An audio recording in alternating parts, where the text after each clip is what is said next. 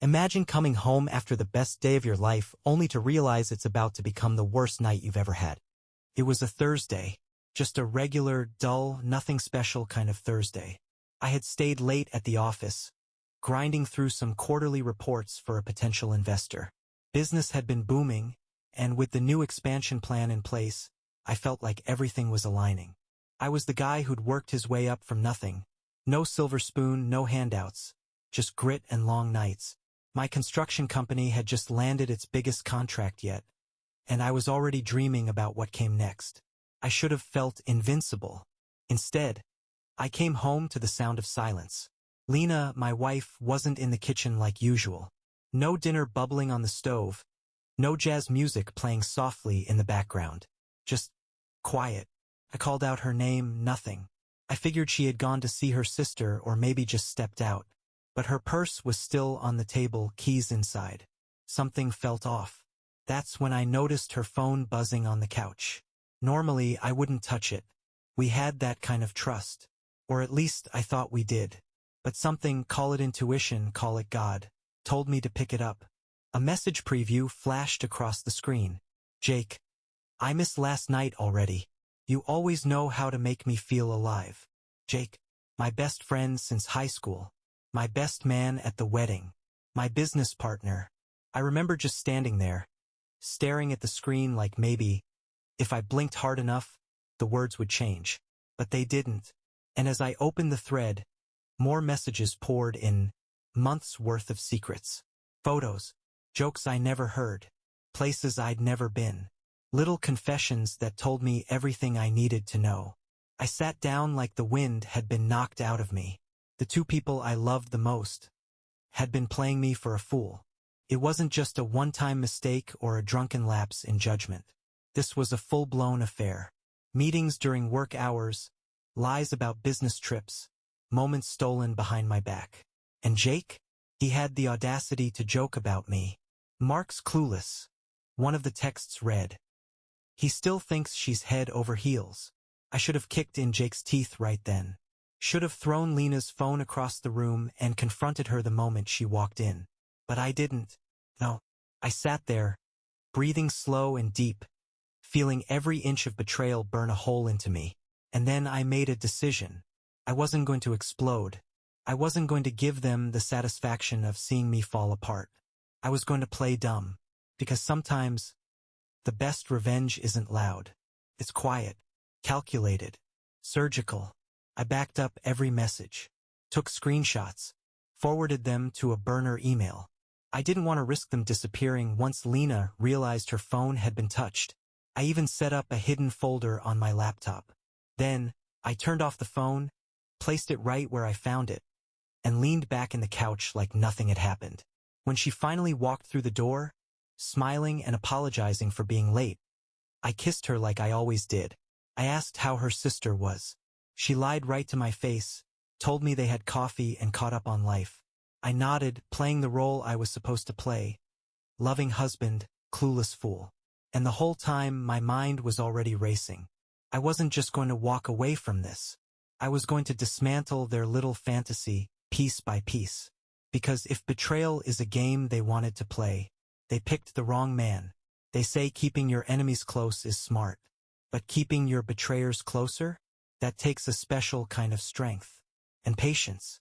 That weekend, I invited Jake over for poker night, just like old times. 3 of our buddies were coming too. Guys who knew nothing about the mess I had just uncovered. Lena made her usual nachos, and I made sure the fridge was stocked with beer. The whole night was set up to feel familiar, easy, nostalgic even. Jake showed up like he always did, loud, laughing, tossing me that brotherly grin we'd shared since we were kids. He clapped me on the back like he hadn't been stabbing it for months behind closed doors. I matched every word, every laugh, every card laid on the table. If you had walked in, you'd think we were just 2 best friends enjoying a Friday night. But under the table, my foot tapped with a rhythm fueled by pure fire. I watched him closely, studying every move. How he looked at Lena when he thought I wasn't watching. How she avoided eye contact with both of us unless necessary. I could feel the tension pulsing beneath their smiles. That's when I knew they were scared. Not because they thought I knew anything, but because the guilt was starting to pile up and crush their little fairy tale. So I leaned into it. I pulled Jake aside later that night, handed him a fresh beer, and told him I was thinking about making him co-owner on the next big project. Said I trusted him more than anyone. His eyes lit up like a Christmas tree. Seriously? You'd bring me in like that? I nodded, heart pounding in my chest. You're my brother, man. Always have been. He gripped my shoulder, said something about loyalty and never forgetting where we came from. I wanted to laugh in his face, but instead I gave him a toast. To trust, I said, raising my bottle. And that night, while Lena and I climbed into bed, I reached over and kissed her on the cheek, whispering, I love you, like nothing had changed. She nodded, said it back. But her voice cracked. Barely. Just enough to let me know the mask was slipping. The next few weeks were all about groundwork. I had to make sure they kept thinking they were safe. I doubled down on affection with Lena. Planned a weekend getaway to the lake, told her it was just the two of us like old times. She cried when I gave her the surprise. Said I'd been so sweet lately. That she felt like we were reconnecting. I just smiled and kissed her forehead. At the office, I told our accountant to run a full audit on all Jake's past contracts. Said it was for insurance purposes. I knew if Jake was cheating on me with my wife, there was a good chance he was stealing from the business too. And if he was clean? No matter. I'd find something. Everyone slips eventually. I started documenting everything. Every time Jake left early from work. Every time Lena said she had a last-minute girls' night. I tracked it all, locations, timestamps, phone logs. Even had a buddy of mine who works private security set up a GPS tracker under Jake's car. I had footage within a week of him pulling into a motel on the south side and Lena getting in the car an hour later. It was like watching a slow-motion crash. Sickening and hypnotic at the same time. I watched the video twice. Once to confirm it, and again to let the fire in my chest burn a little hotter. But I wasn't done. No. I was only warming up. Because betrayal? It's a poison. And I wasn't going to just cleanse it. I was going to make sure they both drank from the same bottle they handed me. You ever sit across from someone and wonder if they know they're already caught? That was every morning at the breakfast table now. Lena would sip her coffee like everything was fine. But her eyes? They flicked toward me just a second too long sometimes. Her smile would twitch at the edges. Like she was waiting for the hammer to drop but didn't know when or how it would fall. And me? I played it cool. Loving husband. Busy businessman. Clueless Mark who couldn't tell his wife was sleeping with his best friend. Except I could. And I was building something behind the scenes, one brick at a time. The first piece of my revenge puzzle was financial. I wasn't just going to end the affair, I was going to take back everything they'd ever taken from me. Jake and I had built our company from scratch. But somewhere along the way I started doing the building and he started doing the benefiting. I never looked too closely because I trusted him. Until now. I met with our company lawyer. Told him I had reason to believe Jake was mismanaging funds. He pulled records, invoices, payroll.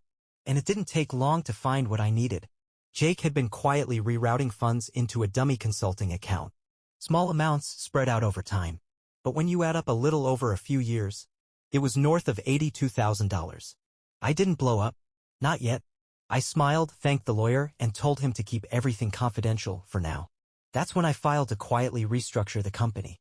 Shift ownership. Freeze access to key accounts. I was the majority holder, but I made sure Jake wouldn't see it coming. I wanted him sitting in that office one morning, pulling up the company credit card only to realize his name didn't mean anything anymore. But that was only half the plan. The other half? That was personal. I started prepping for divorce. Quietly. Carefully. I hired a private investigator, guy named Ruben, former cop with a reputation for discretion and results. Infidelity, he asked when I met him in his office. I nodded once. I need proof. Concrete. Photos, locations, times. I want it airtight. He gave me a look like he'd heard the story 1,000 times. You getting ready to torture? I smiled. Worse. I'm getting ready to set her free. Just not the way she expects. He nodded. Give me a week. I gave him 2. In the meantime, I started prepping Lena's dream weekend trip to the lake. Rented the best cabin I could find. Booked a couple's massage. Made dinner reservations at a place she'd been begging to try for months. I played the perfect husband card so hard she actually started crying one night, told me how grateful she was.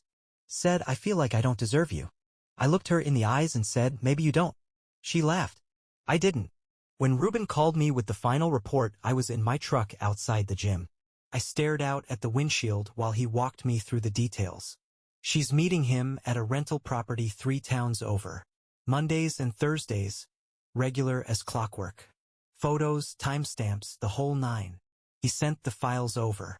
I scrolled through them slowly. Her car in the driveway. Jake walking out in sweats. Them hugging like they hadn't just spent a day lying to the man who trusted them most.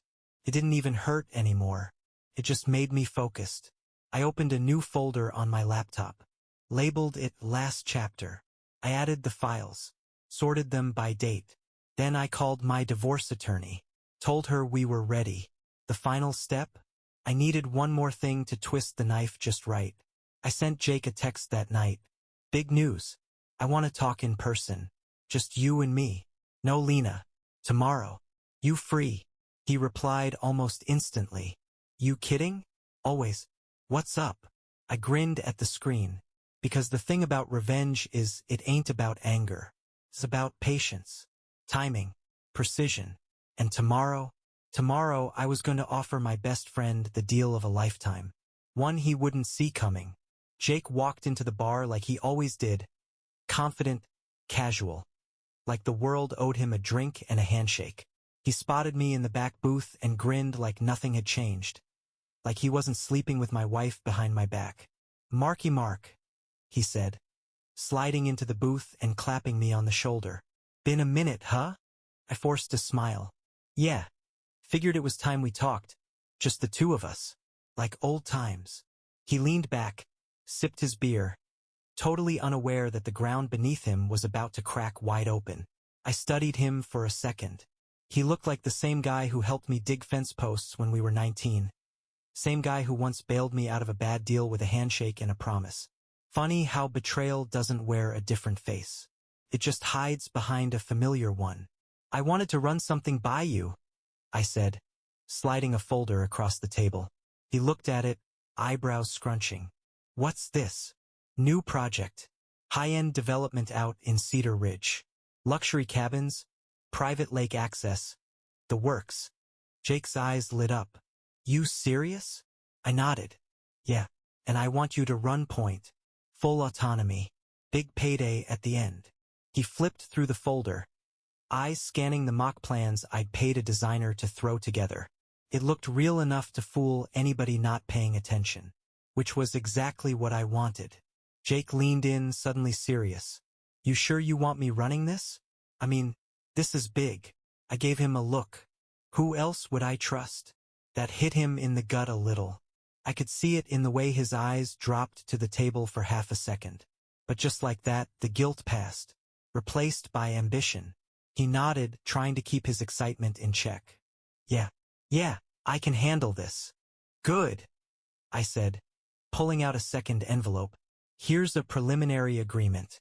We'll finalize it once I get the board sign-off, but I wanted you to be the first to see it. Consider it a show of faith. He took the envelope without hesitation. Didn't even read it right then. He was too busy fantasizing about the paycheck, the title, the fake respect I was laying out like a trail of breadcrumbs. You always come through, man, he said, reaching across the table to shake my hand. I took it, and I held it for just a beat longer than necessary.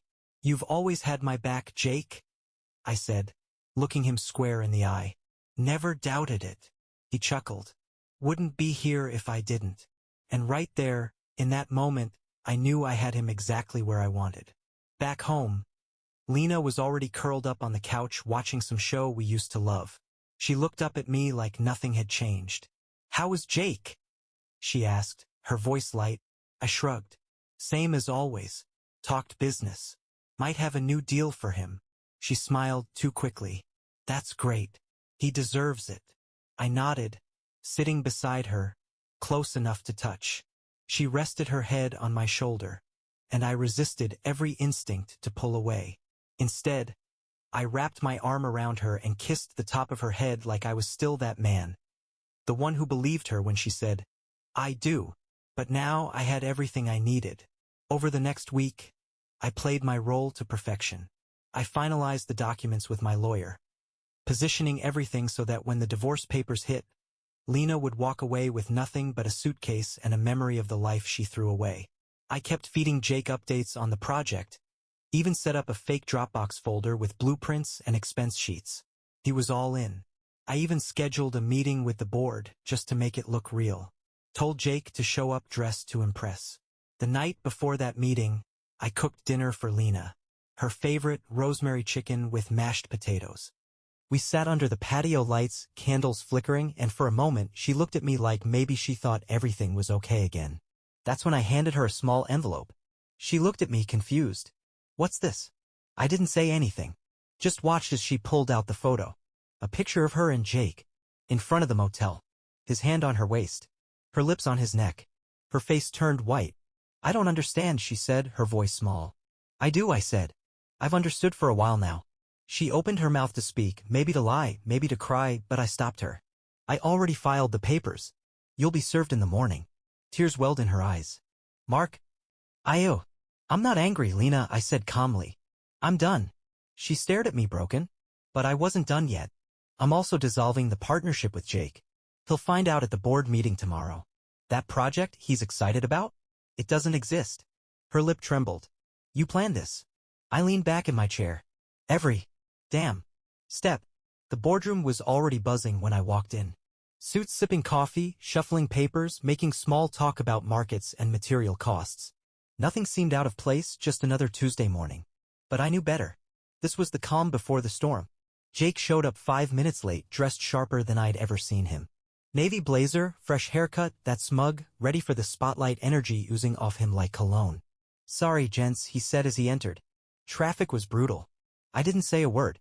Just nodded and gestured toward the open seat at the far end of the table directly across from me. He slid in, flashed a grin my way like we were in on the same joke. He had no idea he was the punchline. The meeting kicked off with the usual chatter. I let the agenda flow, let the numbers roll out, let everyone feel like this was just another quarterly sync. Then I cleared my throat. "There's one more thing I'd like to bring to the table," I said, setting a thick manila folder down in front of me. Every head turned my way. "This pertains to a matter of integrity within the company. Something I've been investigating for a few weeks." Jake tensed just slightly. Not enough for anyone else to notice. But I did. I slid the folder to the middle of the table. Inside is documentation outlining the misallocation of company funds by one of our partners. Over the course of the last 2.5 years, nearly $82,000 has been funneled into a consulting entity that doesn't exist. The room went dead silent. Jake sat frozen, the smile fading off his face like a slow leak in a tire. I kept my eyes locked on him. "The individual responsible is sitting at this table." "Mark," he started, his voice cracking just a little. I didn't let him finish. "The evidence is clear. And effective immediately, your access to all company accounts and resources is revoked. You'll be receiving legal notice from our firm regarding your termination and an internal investigation into potential fraud charges." The air in the room turned electric, everyone still processing what they were witnessing. Jake's hands clenched the edge of the table. "You're out of your mind. You don't even have proof." I calmly pulled out my laptop, turned it toward the group, and hit play. It was security footage. Jake, at our office. After hours. Transferring files. Printing checks. Signing off on consulting invoices. The color drained from his face. One of the board members leaned back, lips pursed. Another just shook his head. "You set me up," Jake whispered, eyes wild now. "You planned this." "I protected what I built," I replied. "The same thing you tried to steal while sleeping with my wife." Gasps. Literal gasps around the room. Someone coughed. Another muttered, "Jesus." Jake shot out of his chair. "You don't get to destroy me like this." I stood too. Calm. Steady. "You did that all on your own." Back at home, Lena's car was gone. She'd left sometime during the morning while I was in the meeting. The only thing she left behind was her wedding ring sitting on the bathroom counter like a period at the end of a story that had run its course. I sat on the edge of the bed and exhaled. It was over. Not just the marriage. Not just the partnership. The pretending. The silence. The waiting. It was all over. 2 days later, I got a letter from Jake's lawyer. Blustering, full of empty threats about wrongful termination and slander. My legal team had already prepped the response. With the evidence we had, his lawyer knew it was a losing battle. They'd try to settle. I wouldn't let them. Lena's lawyer reached out too. She wanted to discuss terms. She had no prenup and no leverage. The affair documented. The deception proven. She'd walk with what I allowed her to. No more. People in our circles started talking. It didn't take long for the whispers to spread. Some folks tried to stay neutral. Others called or messaged me quietly, saying they always had a weird feeling about the two of them. Funny how people get brave after the fact. A week later, I got a message from Jake. No subject. Just a one-liner. "You'll regret this." I stared at the screen for a long minute. Then I deleted it. Because the truth was I didn't regret anything. He lied. She lied. I survived. And now? Now it was their turn to watch me walk away. It's strange how quiet life gets after the chaos fades. No more texts from Jake. No more tearful apologies from Lena. No more fake smiles over dinner, pretending we were fine when we were already burning from the inside out. I didn't realize how loud all of it had been until it stopped. That first week after everything went down, I found myself waking up early out of habit. Used to be I'd head straight into emails or construction site calls before the coffee even finished brewing. But now I just stood by the kitchen window watching the world outside my house. The same world that had kept turning even as mine cracked wide open. It was peaceful. But it was empty too. One afternoon I stopped by the old workshop place where Jake and I used to meet before we had our first office. Just a converted garage behind one of our early sites. Dust covered the tool benches, and the chalkboard where we used to sketch out plans still had faint outlines of the dream we'd built together. I stood there for a while, tracing the ghost of it all. We were kids when we started. Hungry, broke, full of wild ambition. I remember the first time we landed a job bigger than 10 grand, we celebrated with cheap whiskey and takeout pizza on the shop floor. Back then, it was just about building something real. Something ours. And then somewhere along the way, Jake lost the plot. Or maybe I just outgrew his version of the story. I walked out of the workshop that day and didn't look back. I'd had enough of ghosts. Lena reached out 2 weeks after the papers were filed. Texted first. "I'm sorry. Can we talk?" I didn't respond. 2 days later, she sent an email. A long one. Said she didn't expect forgiveness, just wanted closure. She admitted everything. Said Jake made her feel seen, whatever that meant. Said it was a mistake, but she got lost in it. Said she still loved me, but she understood why I couldn't come back. I read it twice. Then I archived it. Some wounds don't need reopening just because the person who cut you finally noticed the blood. What surprised me most was how many people stayed quiet. Friends we'd known for years, people who used to come to our barbecues and holidays, they went radio silent. Not a text. Not a check-in. I wasn't expecting parades or sympathy cards, but I guess I thought someone would say, "Hey man, that sucks. I'm here." But life has a funny way of showing you who was just clapping while you danced and who actually heard the music. Turns out, my circle was smaller than I thought. But it was cleaner too. The only person who showed up without an invite was Nate, one of our old crew members from the early years. Rough dude. Calloused hands. Always had a kind word and a quiet way about him. He knocked on my door one Saturday morning with a six-pack and a look that said he didn't need to explain why he was there. "I heard," was all he said. We sat on the porch in silence for a while. Just sipping beers, listening to the wind. After a while, he asked, "What now?" I didn't have a good answer. So I just said, "Whatever I want, I guess." He nodded. Hell of a place to start from. Later that night, I sat down with a pen and notebook, real old school, and started making a list. Not of goals. Not revenge. Just things I wanted. Peace. Clarity. A clean house. A business built on honesty, even if that meant starting parts of it over. A life with people who showed up because they meant it, not because they had something to gain. And maybe one day, love again. The kind that doesn't need to be checked for cracks every time it smiles at you. They both thought they broke me. They thought I'd crumble, lash out, spiral into the wreckage they left behind. But they forgot one thing. You can't burn a man who's already walked through the fire. You just remind him he can survive it. It started with a sledgehammer. Literally. One Saturday morning, I walked into my garage, grabbed the old, rusting sledge I hadn't touched in years, and went to work on the broken-down shed out back. The thing had been half-collapsing for months, leaning sideways like it was just waiting to fall. I could have hired someone. But I didn't. I needed to break something. Not out of rage, not anymore. This wasn't about destruction, it was about clearing space. Getting rid of what didn't serve me. Making room for something better. So I swung. Over and over. Each hit knocked loose a little more of what I'd let rot in my life. By noon, the shed was rubble. And I stood there, sweating, chest heaving, surrounded by broken boards and rusted nails, and I felt good. Maybe for the first time in a long while. That same energy carried over into the business. Jake was gone. Officially. The investigation closed with a quiet settlement. He avoided jail time, but he lost everything tied to my company. And more importantly, he lost the respect of everyone who mattered. I restructured everything, top to bottom. Cut ties with vendors that had once been favors for Jake. Promoted 2 of my foremen to management roles, guys who had always had my back, even when they didn't know the full story.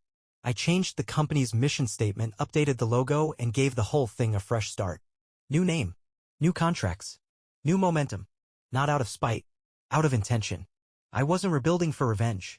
I was rebuilding for me. I also started therapy. I didn't broadcast it.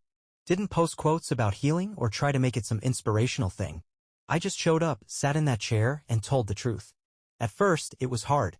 Talking about the betrayal made it feel fresh again. But slowly, session after session, I realized something I hadn't expected. What happened with Lena and Jake? That wasn't the beginning of the pain. It was just the trigger. There were things I had ignored for years, wounds I covered with work and loyalty, and the idea that real men just push through. Turns out that doesn't work forever. Turns out healing requires more than silence.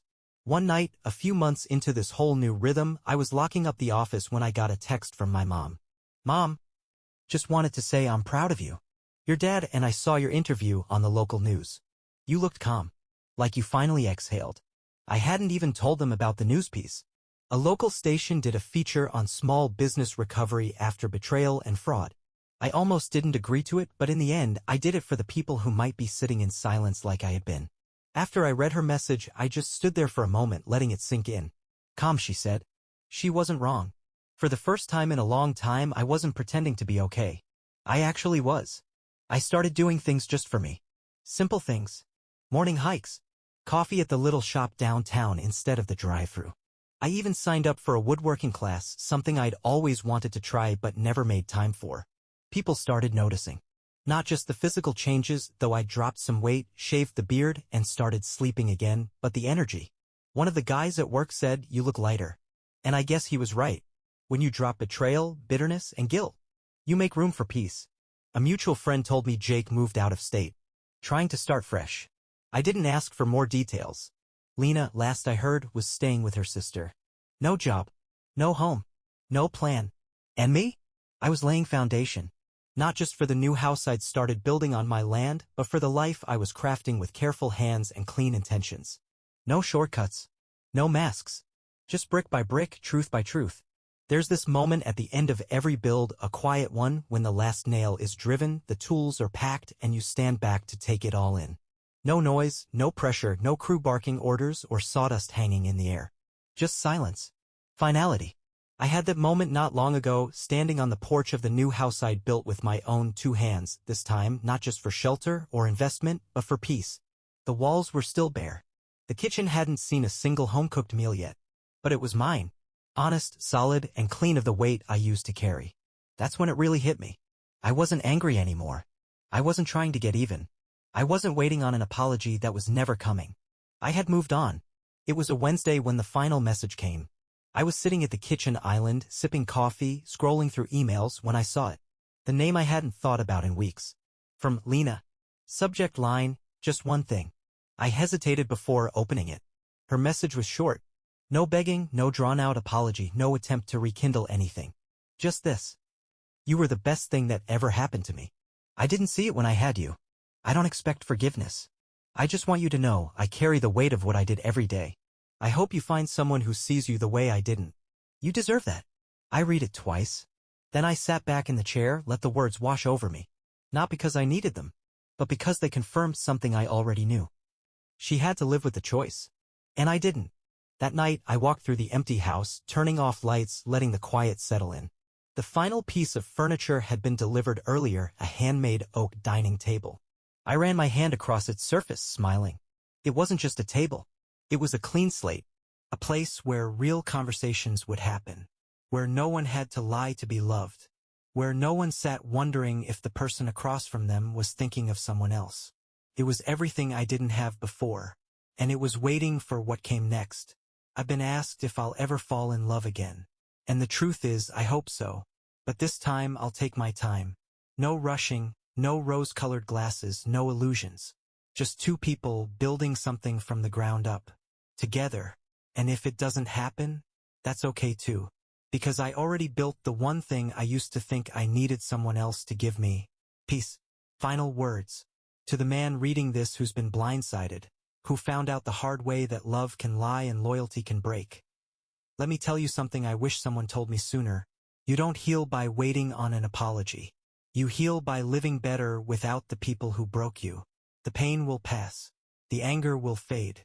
And one day, without even realizing it, you'll wake up free. No more pretending.